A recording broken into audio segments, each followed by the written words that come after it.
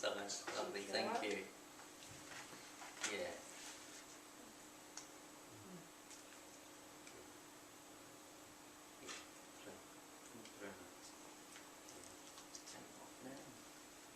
Sit down. Should we give it a clap?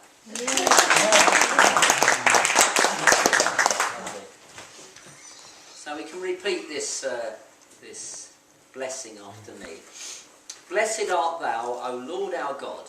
Blessed art thou, O Lord our God, King of the universe. King of the universe, who has sanctified us by his commandments. who has sanctified us by his commandments, And has commanded us to kindle the festive lights. and has commanded us to kindle the festive lights. Okay.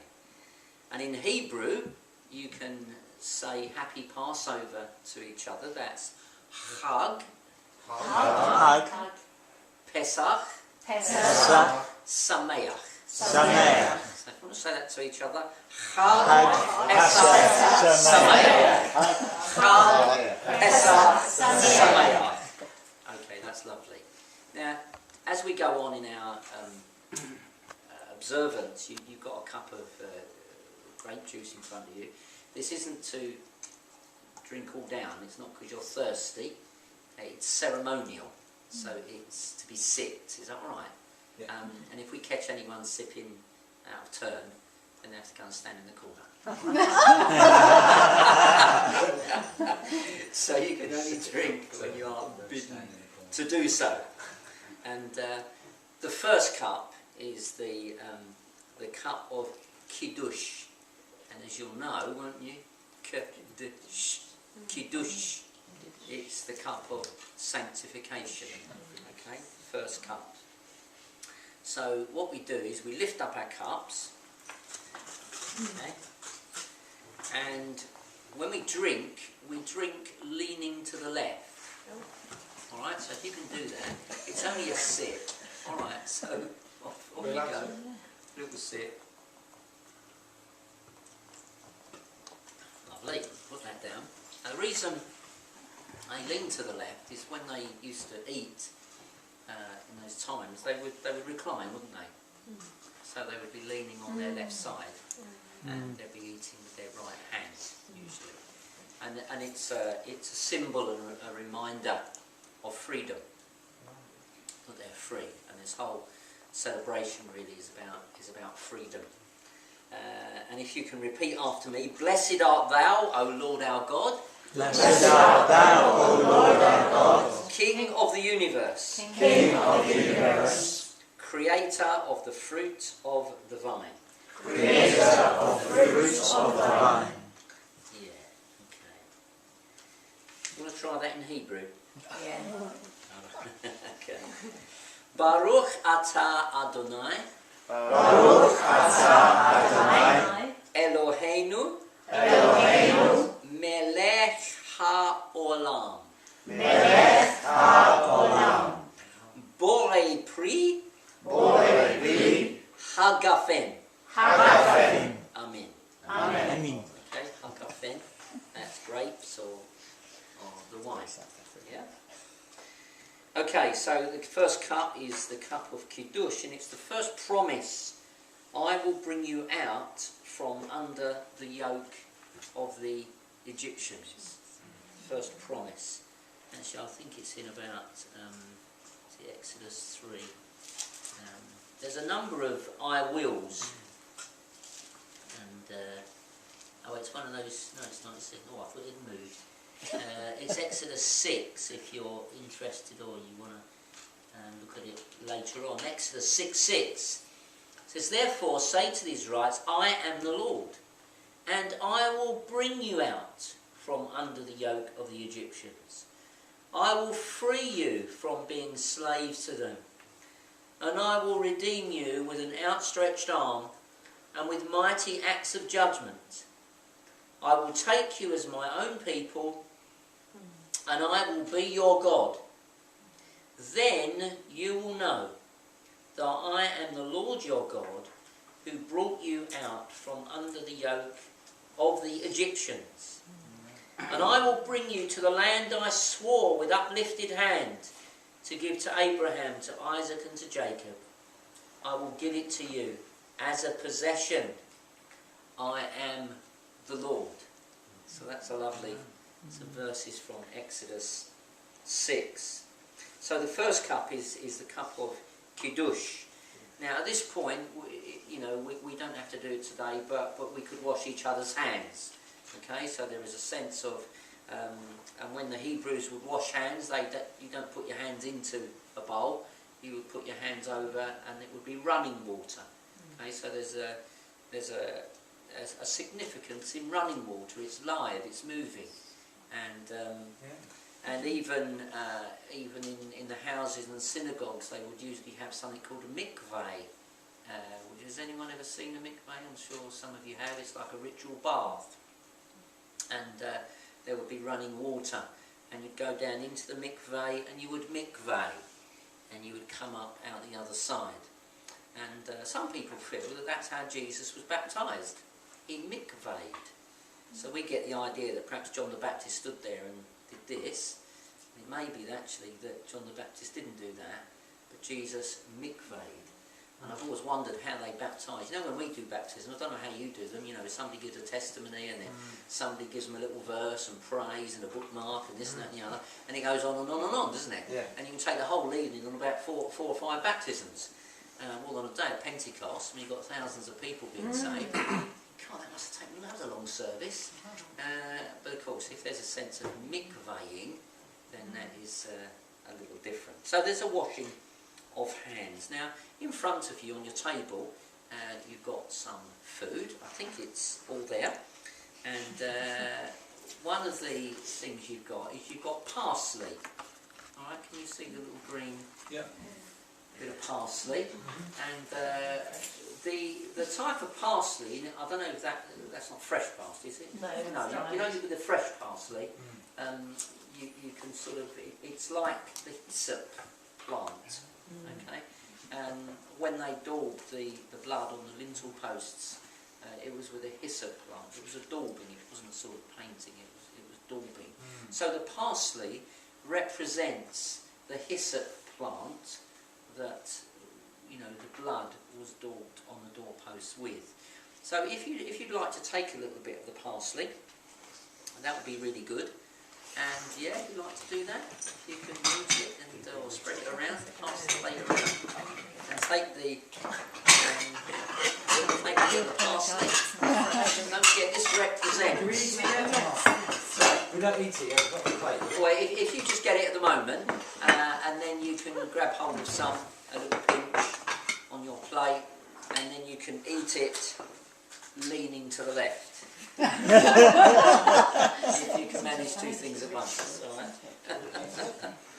Okay, so you all grab your little bit of parsley, and and then lean to the left, and then you can put it in like that. There we go. Yeah, taste rather. Okay. Now, but you're not allowed to have a sweet, you see. Yeah. Now I have a cover here, a challah cover. Challah is bread, and I've got 3 pieces of matzah. First, top, middle, and the bottom piece. And I take the middle piece of matzah, and I break it like that, and I wrap it in this cloth. And the idea is that we hide this. Oh yeah, that's right. Pardon? Child goes to look for it. Does a child go to look Oh, that's right, yes. Well, we haven't got any children here, so it normally falls to the youngest person. Okay, so who's the youngest person? No, I'm older than you. Abigail? Abby from Taurus. Are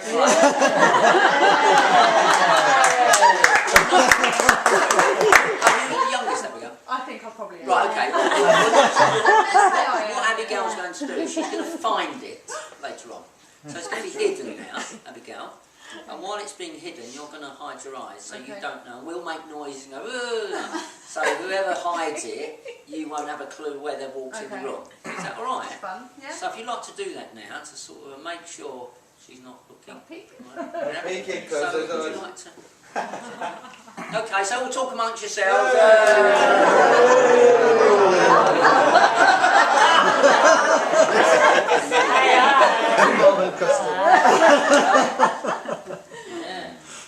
Good.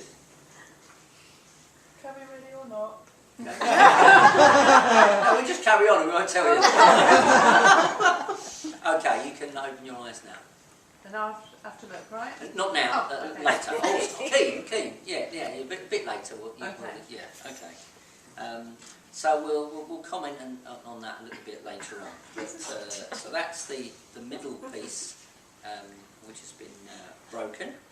And now we have a section in the Passover, which is the Magid, which is the telling forth. And what happens in this? Then the story is told. And lots of scriptures are read, and lots of things are said, and it's a reminder,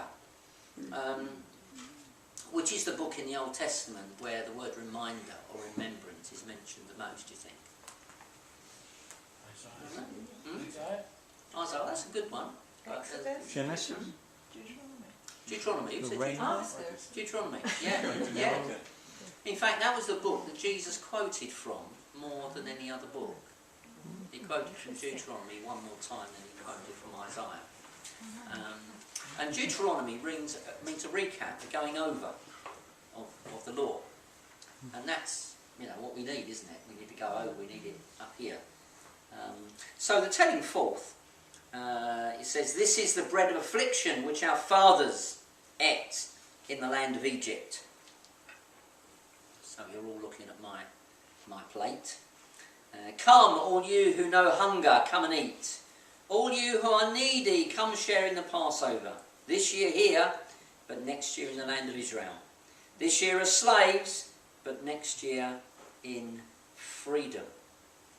And then they would continue to read scriptures and do all sorts of other things. And I thought it would be nice if we sang a song now. Do you know from the rising of the sun to the going down of the same? Yes. Do you know that one? Yeah. Put it on the It's screen. got, oh, okay, yeah, we've got some words.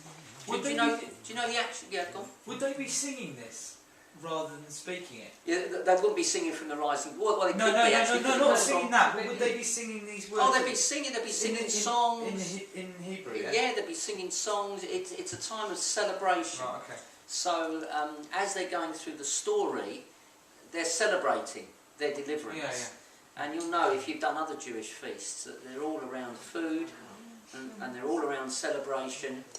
And the other feasts are marvellous. I mean, I don't know if you've ever seen them or been a part of the feast, but Purim is amazing in March, very, very children friendly. And then you've got Shavuot for Pentecost, and obviously Passover at Easter.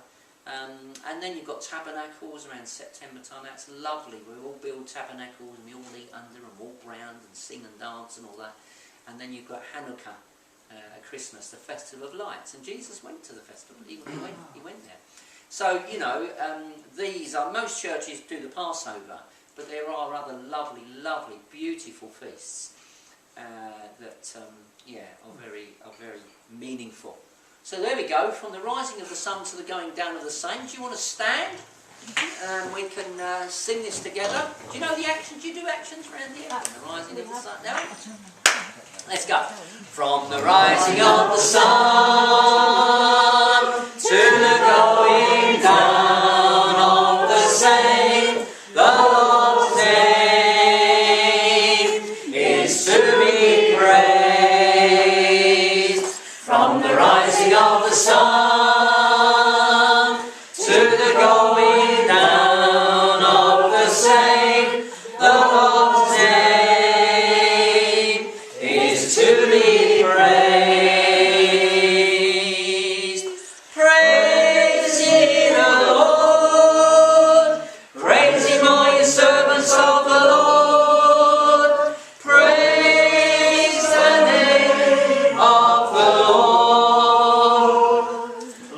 Blessed be the name of the Lord from this time forth and forevermore.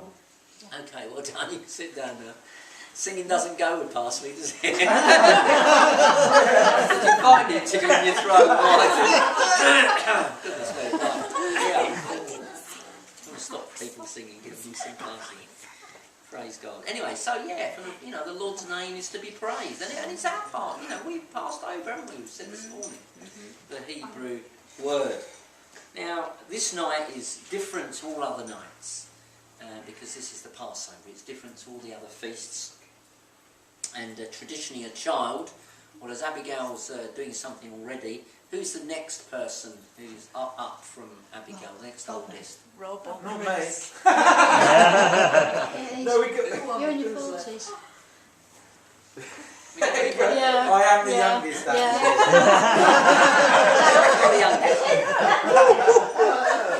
Well, all you have to do is you have to ask me 4 questions. Okay?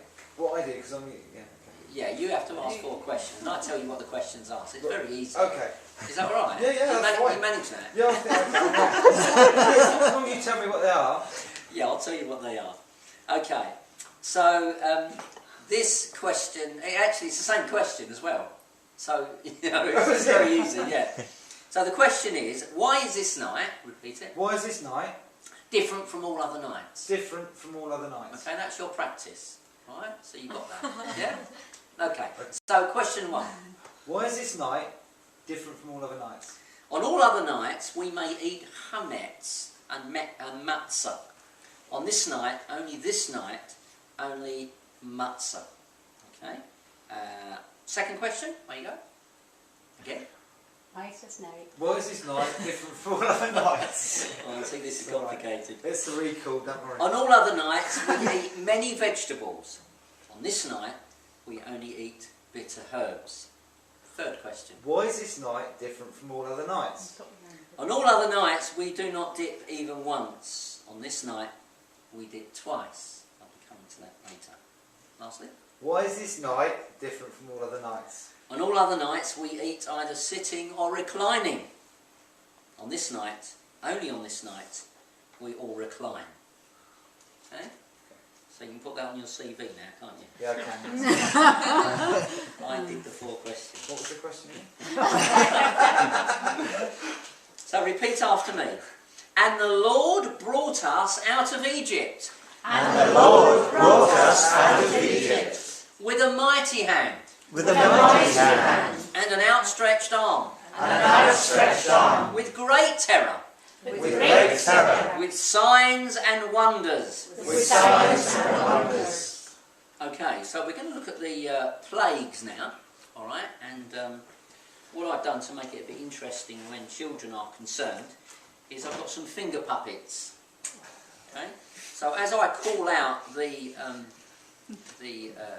plague, if you've got a finger puppet, you just go, "Ee." And we cheer, we go, "Ree." Okay, is that right? You got that? It's not too complicated, is it? Right? And for those who haven't got a finger puppet, I wouldn't want you to feel you've missed out. So I might have enough green frogs. And you just get them like that and you ping them and they jump. Is that right? So, Julie, would you like to give out, if you'd like to give out the frogs, you give out the finger puppets. Julie, I want a frog!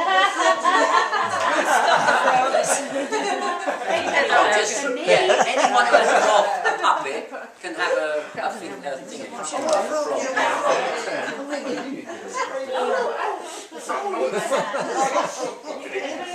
no, you got to give me. Come on, finger puppet as well.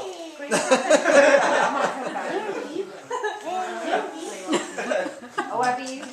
You're doing something to the Oh, you got a frog. Right. Do you want a green frog? Because I'm going to hog it. Good, good, good. One, sorry, throw it back. Oh, there you go. So we've got. You haven't got one. I don't need it. Go on, I'll have one of them. I can jump. Anybody not got a puppet or Yeah, thank you. one more for anyone not got it?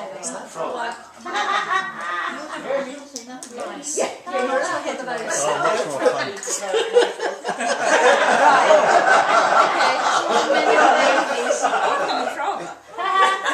Oh, shall we do this? That frog's sleeping anyway. Now, when we come to the slaying of the firstborn, which is, who's got slaying of the firstborn? Yeah, when we come to that, we're still going to cheer, not because children died, but because we're focusing on the positive side of deliverance. You understand? So, because whenever I come to that, people go, and they're not quite sure whether to cheer or not, but we're cheering the Lord, aren't we? Yeah. Okay? So just get that right. So as I mentioned the first plague, you go like that. You go, Ray! Alright. Okay, number one. Blood! Ray! Well, that was a good one. Yeah. Frogs! You've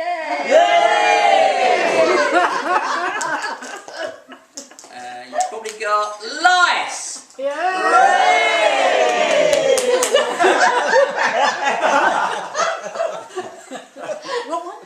Wild beasts! Cattle plague! Boils! Hail! Locusts!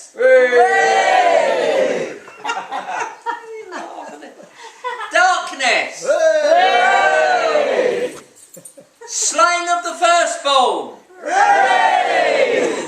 There we go. Well, you can either keep those on your finger or you can put them on the... I'll leave that to you. Alright, so again, that's part of the Magid, it's part of the telling forth, it's part of the story of what happened. And there would be a particular song also that would be sung. If you want to give that out, will you those out as well? Yeah. Keep you busy, here we are. So it might be enough for one each. To start with. And it's called the Dayenu. The Dayenu. So you'll be able to sing a song in Hebrew.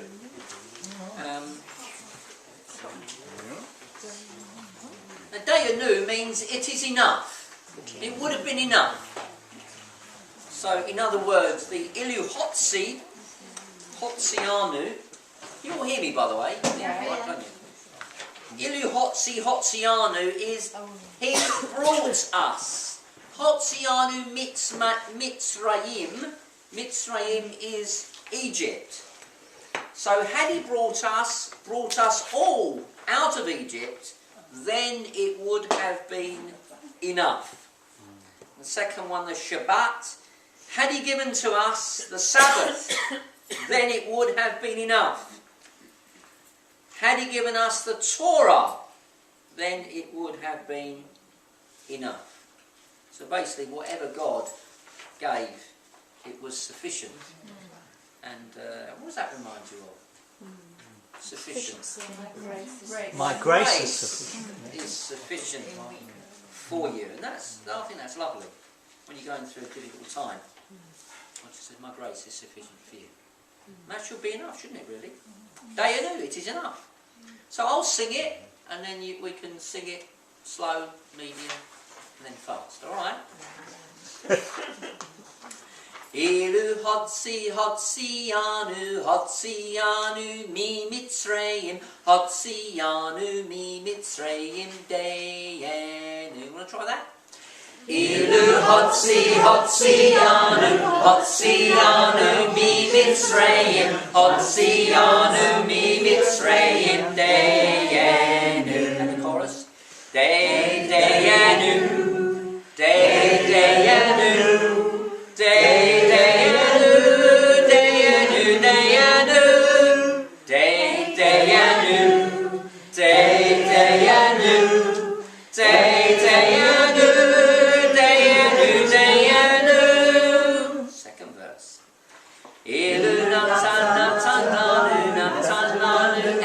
Shabbat Natan Lanu Et HaShabbat Deyenu. And again. Ilu Natan Natan Lanu Natan Lanu Et HaShabbat Natan Lanu Et HaShabbat Deyenu. Chorus. Deyenu. Deyenu.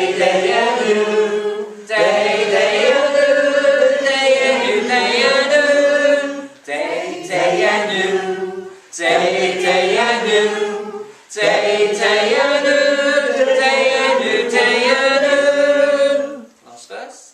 Ilu Natan Natan Lanu Natan Lanu Et HaTorah Natan Lanu Et HaTorah Deyenu. And again. Ilu Natan Natan Lanu Natan Lanu Et HaTorah Natan Lanu Et HaTorah Deyenu. Chorus. Deyenu. Deyenu.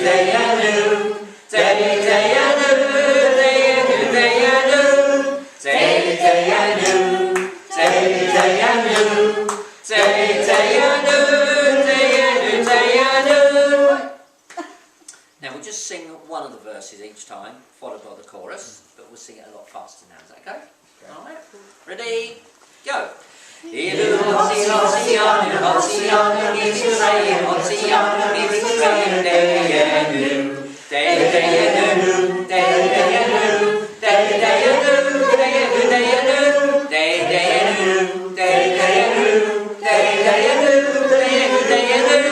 Ilu Natan Natan Lanu Natan Lanu Et HaShabbat Natan Lanu Et HaShabbat Deyenu, Deyenu, Deyenu, Deyenu.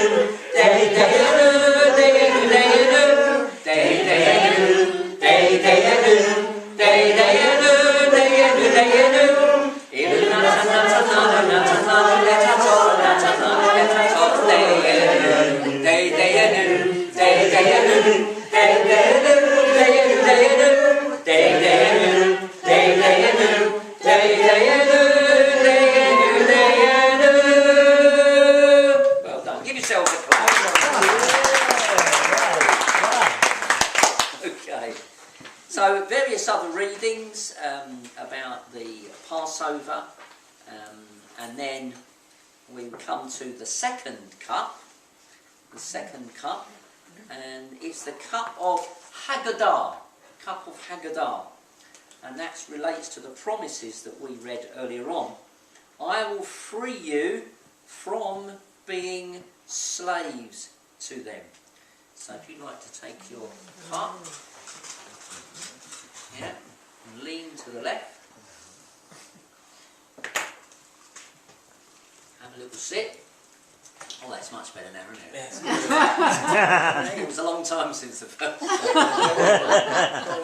one. Yeah. Right, now I take the top part of the matzah. Bearing in mind the middle part's still there. It's only in half and the other one's been hidden, which is going to be found later on. Now the Hebrew for matzah, one of the meanings, it means to squeeze or to drain out. To be pressed down, not to rise, okay? Because this hasn't got yeast. So it's flat, unleavened. And many people feel, obviously, and we would certainly, the bread is a picture of Jesus. And when you look at the matzah biscuit, people have felt that perhaps that signifies the stripes that Jesus went through for us, and the holes, you know, the piercing that he experienced. And so when you think of the meaning to squeeze and to drain out and to flatten and to press down, that's all the things that Jesus experienced when he was on the cross. So I take the top matzah from the matzah cover and I hold it up, and we say our grace. Repeat after me. Blessed art thou, O Lord our God. Blessed art thou, O Lord our God, King of the universe. King of the universe, Who brings forth bread from the earth. who brings forth bread from the earth. And I'll take the middle piece, holding it up, and I'll give him thanks for the unleavened bread. And if you repeat after me, blessed art thou, O Lord our God. Blessed art thou, O Lord our God, King of the universe. King of the universe, Who has sanctified us by his commandments. who has sanctified us by his commandments, And has commanded us concerning the eating of unleavened bread. And has commanded us eating of the unleavened bread. That was a bit too long to remember, wasn't it? So, if you take some of your matzah now, and if you want to break some off and hand it around, so if you want Oh, to we'll take, just take it, break yeah, a if piece you, off. you break some of the matzah and hand it round. Make sure you've got some, and then you can eat your matzah leaning to the left. Yeah. It's almost, it's like, eating Take up your right matzah grassy, leaning really to the left. strange. Meet it now, meaning to the left. Eat it now, lean to the left. That's very good. Don't do this in a restaurant when you're going to eat. Well, unless you do, you might want to, I don't know.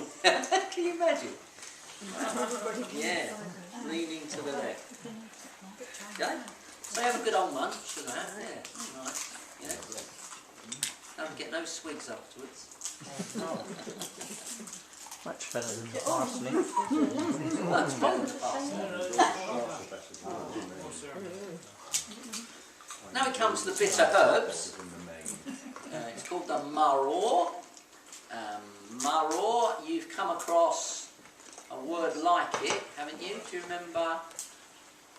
Can you recognise a Hebrew word? Mara? Mara. Yeah? Mara. waters of Mara. Yeah. What happened at Mara? Bitter water, sweet. And what did they do? Through a stick in. Threw a stick in, or a stake, or a piece of wood, which represents The cross. the cross. Yeah. And incidentally, the Hebrew word for wood in that passage also means a carpenter. Wow. So I think that's again just the richness of the Hebrew language and a tremendous reference to Jesus. But many people feel it didn't just work in wood, but the Greek word tetron is more of a master builder, so they would work in other, bit like Bezalel and Aholiab. Do you remember them in Exodus 34, I think it is? They were gifted in all sorts of things like that. So, the bitter herbs. You know, sometimes people have come up to me and said, oh, my name's Mary. Have we got a Mary here, by the way? No? Have you got a Mary in your church? No? No? Any cats or dogs called Mary? No? Okay. But they've come up... Sorry? My daughter's Middle name. But people have come up and said, oh, my name's Mary, and I'm really fed up about that. It means bitter. And I thought, no, don't be fed up about it. Now, it may be that you've got to... Great. And I make a sandwich of horseradish. And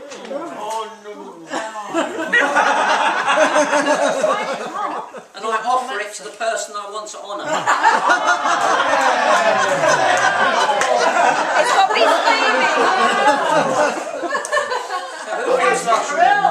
Who feels like being honoured? Stevie does. Stevie likes to be honoured. Oh yeah, that's all kind Steve, you like being honoured? No, Stevie. You like that reggae No, this is, you've been voted, I think.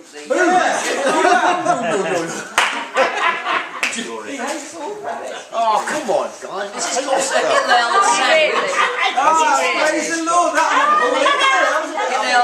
Hillel was a famous rabbi at the time of Jesus, and he would take a sandwich and he would offer it around and he would eat it himself, but particularly to the people he wanted to honour. So Steve, if you turn around and face everyone, see the look on your face. Yeah. We're going to eat it, all of it. Oh yeah, yeah. There's not a lot there. Someone else's sandwich will eat. It's great. Just Done. Look at that. you haven't finished yet? Yeah, lovely.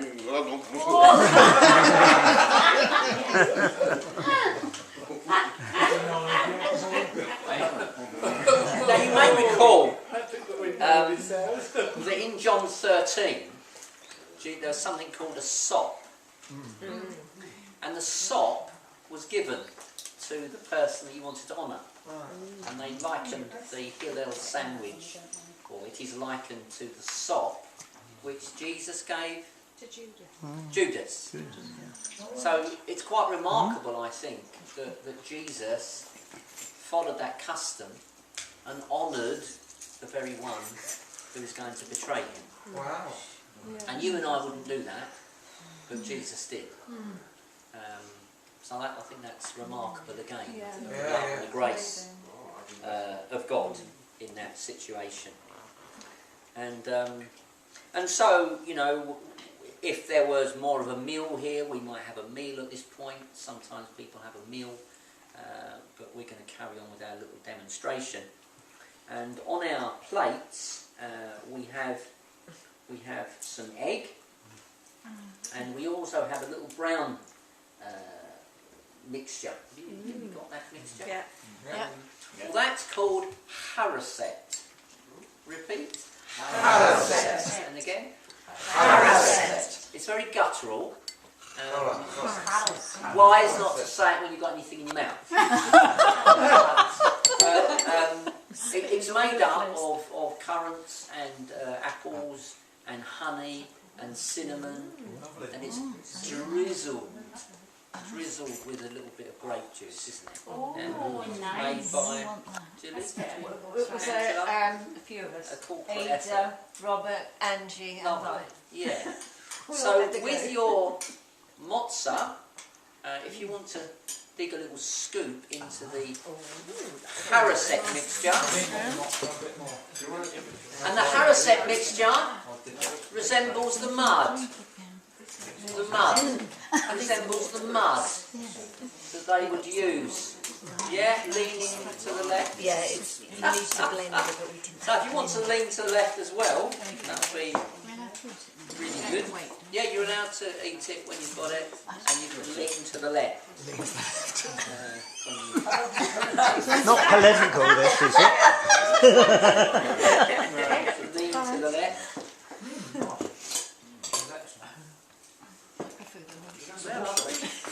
So keep eating if you want to as I'm talking. You don't have to sort of stop. I'm sure. I go and you got it.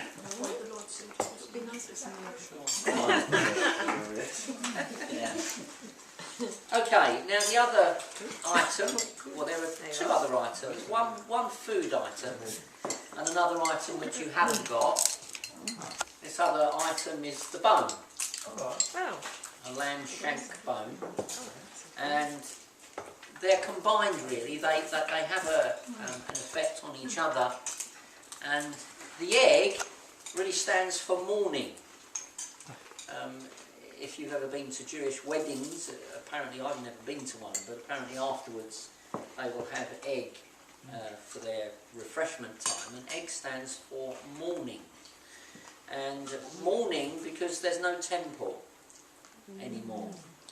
And so they can't offer any sacrifices. And very often you might get a roasted egg to signify fire and destruction. And so we would initially think of egg as something of hope. Well, they do hope that one day the temple is going to be rebuilt. And but the egg symbolises mourning, and of course the bone, as I've said, symbolises the fact that they can't sacrifice anymore. So there is that reminder. So our second dipping is if you take some of the egg, yeah, and you want to dip that into the salt water. Now the salt water, incidentally, relates to the tears of slavery. Yeah, the tears that would have been shed in slavery. It's alright. Just take one and I'll have half thing. So you can eat up all the egg as much as you want to. Yeah. See?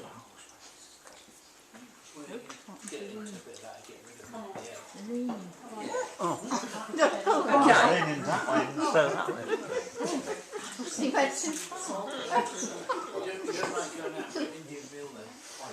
Right, now we come come to that part in the celebration Sorry. when the youngest person has got to find that piece of matzah that was hidden earlier on. Yeah. Okay? So, Abigail, if you'd like to have a little look round, and we might go cold, cold, cold, hot, Oh, yeah. hot, and all that. Yeah. Cold, Boiling and hot. Cold. Cold. Oh, no. Cold, cold, cold, cold. Not that cold. Behind you. Cold, hot,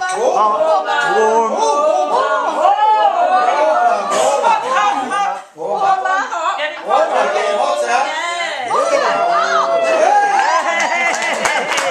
you can take it back, and you can preserve it, eat it, fry it at somebody, whatever. That's called the afikomen.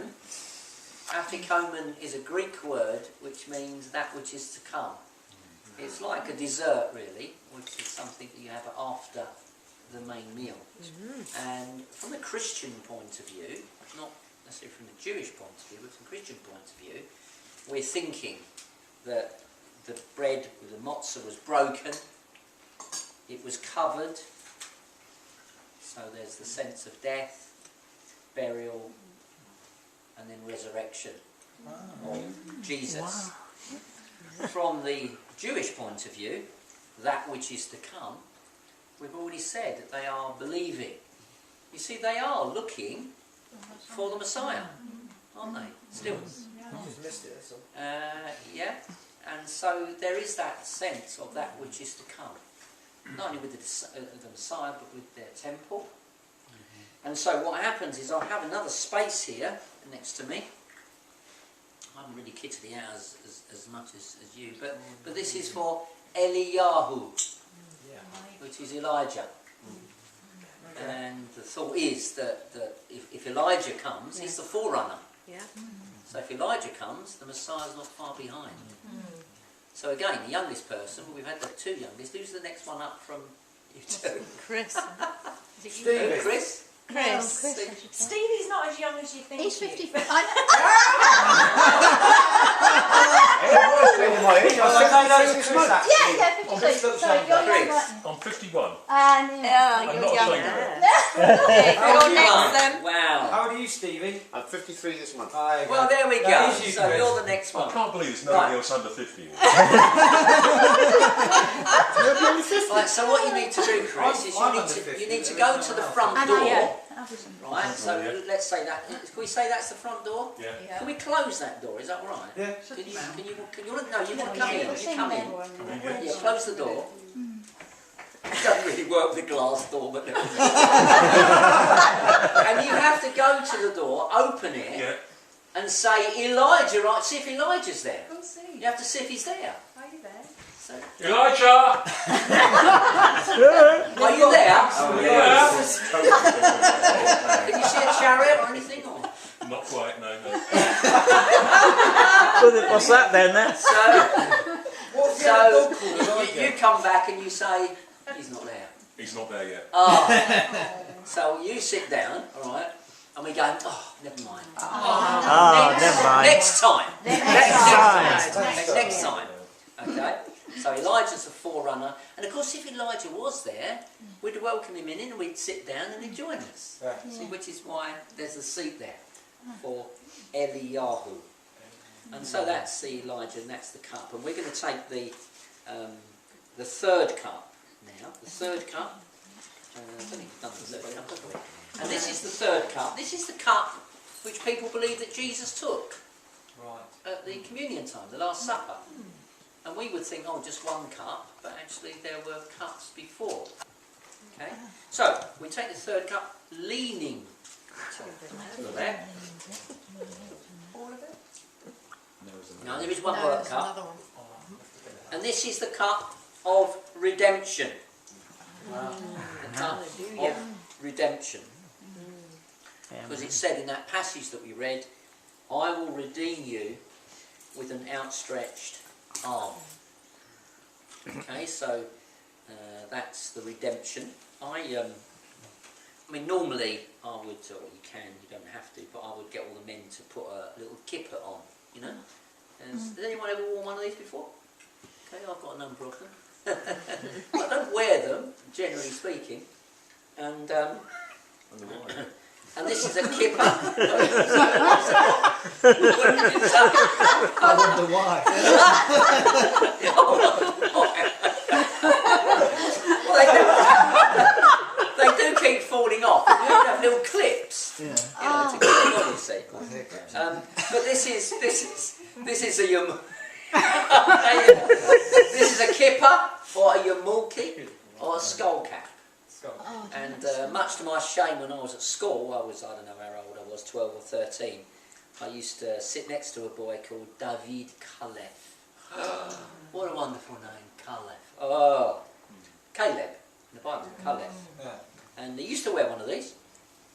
And I just kept laughing at him. What do you wear that for? Rubbish. I'd pull it off and do all sorts of things, you know.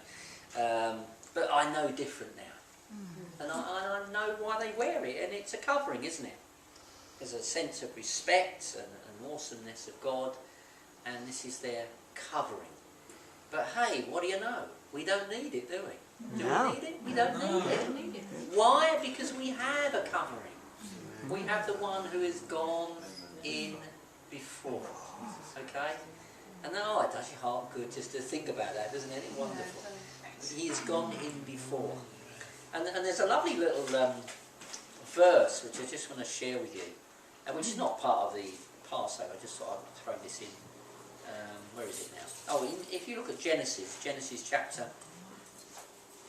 Oh, you haven't got your Bibles with you anyway, I don't think.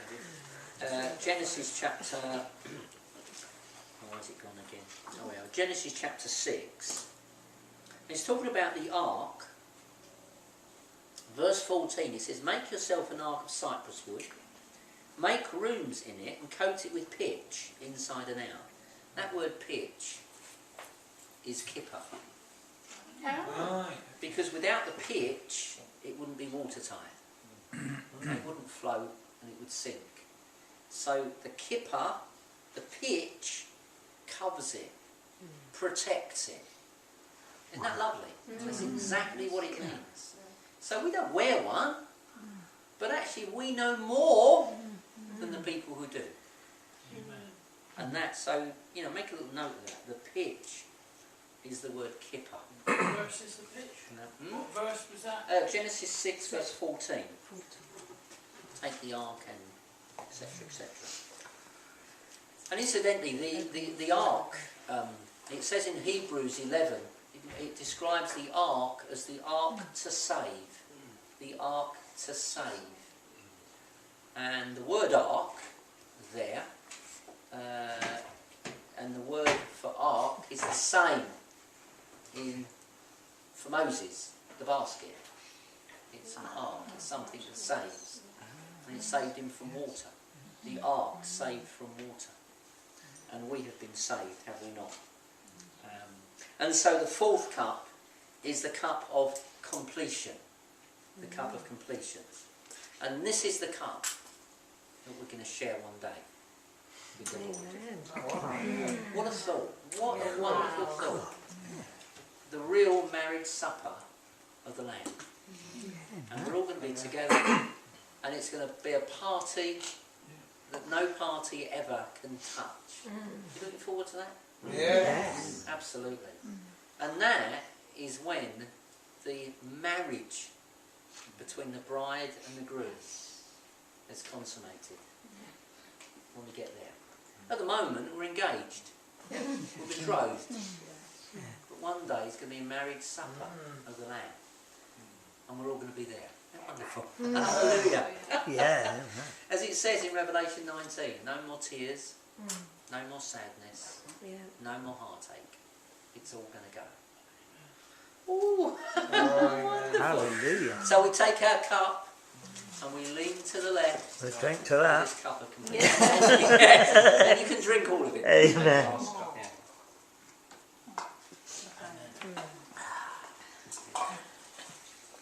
Praise God. Now, I bought a DVD a little bit? We're all right. Yeah? I mean, if you do need to go and you're desperate, then the Lord bless you. But we've got a DVD clip, and then I might share just for a few minutes on the last City of Refuge.